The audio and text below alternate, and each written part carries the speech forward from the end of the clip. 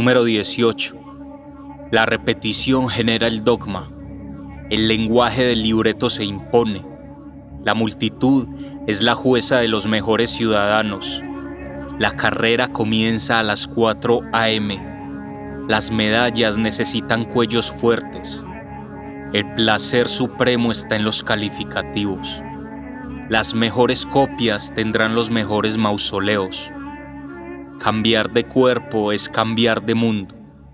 Hay que amar la esclavitud para no pensar en soledad. Abrazar escudos y banderas para el frío del alma. Prestar el corazón para masacrar al diferente. El abandono será premiado por la nación.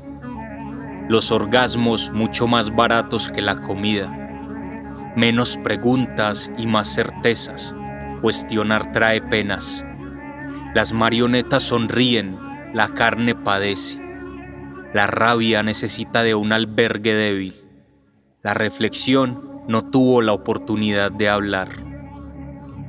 Rumores.